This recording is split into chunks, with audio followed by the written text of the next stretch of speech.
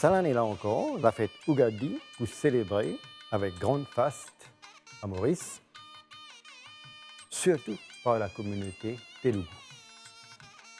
Mais il faut faire ressortir que Ugadi est une fête hindoue parce que d'après les écrits sacrés, le dieu Brahma a créé l'univers en ce jour de Ugadi. Je vous fais rappel que le nom Ugadi est dérivé du sanskrit, c'est-à-dire yuga, signifiait temps ou période ou époque, et adi veut dire début, le commencement. L'Ugadi 2023 est connu comme Shobhakruti Ugadi, et Shobhakruti veut dire goodness, bref, la bonté. Alors, Ugadi de cette année s'annonce vraiment sur de bonnes auspices. Parlant de l'évolution de la célébration d'Ugadi à Maurice, les recherches montraient que l'idée de célébrer Ugadi finit germer dans la tête d'un grand Mauricien qui tient grand maître de la langue, de la littérature et de la culture télugu, nommément le feu Pandit Gunaya Ottu. C'est lui qui vient introduire la célébration de la fête à Maurice après qu'il finit rentrer, suivant ses études en Inde dans les années 60. Donc, Pandit Gunaya Ottu et la fête Ugadi sont indissociables. La première fois Ugadi célébré à Maurice, c'était au niveau d'un village. C'était en 1962, à la Clémence, rivière du Rempart, le village que Pandit Gunaya Ottu y habitait. L'année suivante, c'est-à-dire en 1963, la fête Ugadi fut célébrée à Taerbag pour lui, sur une plus grande échelle. Et Taerbag y trouve près du Champ de Mars que le siège officiel du Mauritius Andhra Mahasabha s'y trouvait à l'époque. Aujourd'hui, le nom finit changé, appelé Mauritius Telugu Mahasabha. La célébration d'Ugadi prend l'essor depuis là et à partir de 1966, il est célébré à une grande échelle et en grande pompe au Plaza, à Rosehill, que la fête agrémentée par des chants, des pièces de théâtre et la danse, entre autres, discours officiels. Et aujourd'hui, la fête Ugadi est célébrée dans tous les coins et recoins de Maurice, partout côté le Telugu Mahasabha, et non ce ban branche qui à peu près avoisine la centaine. La raison, c'est que les Telugus de Maurice sont vraiment attachés avec cette langue, culture et tradition.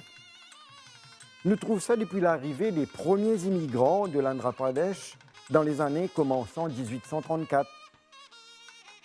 Alors, ce premier immigrant-là qui amène avec eux au moins 2 livres importants, c'est-à-dire le Pedda Balshika et le Ramayana. Et se réunit régulièrement en nombre pour partager ses écritures. Les chansons qui nous sentaient dans nos fonctions Rambhajan, ils trouvent sur l'origine dans le Ramayana. Parlant de la transmission de la langue, la culture et les traditions, Bopu mentionne un mot important. Le mot c'est parampara, qui signifiait la transmission de génération en génération. Si après plus de 175 ans, nos ancêtres transmettent nous notre langage, notre culture et notre tradition, qui est tellement bien gardé et vivant depuis 1834 jusqu'à aujourd'hui, alors, chapeau, respect et félicitations à tous ces ancêtres. Maintenant, comment nous tout connaissons, les Telugus de Maurice sont éparpillés un peu partout et dans un village qui a un nombre important de Telugus.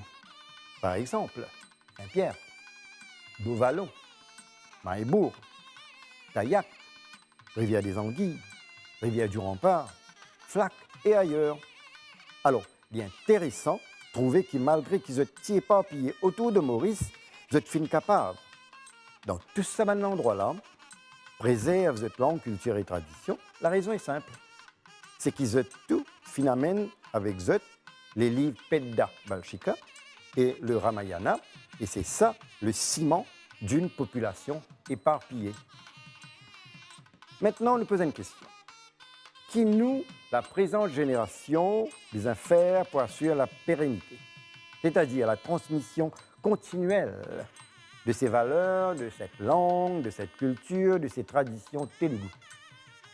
Les incontignés emmènent nos enfants dans le mariage, dans Mandiram, au moins tous les vendredis, dans Rambajan, dans une fonction organisée par la maison mère Mauritius Telugu Mahasabha et ce centaines de branches, dans fonction Ugadi par exemple, et pour la lecture du Panchangam, dans les temples.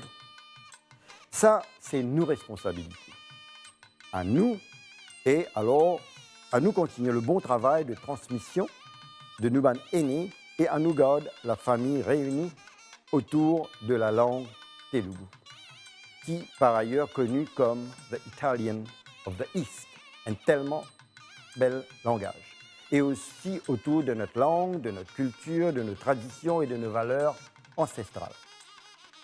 Pour terminer, je souhaite à tous une joyeuse fête d'Ugadi.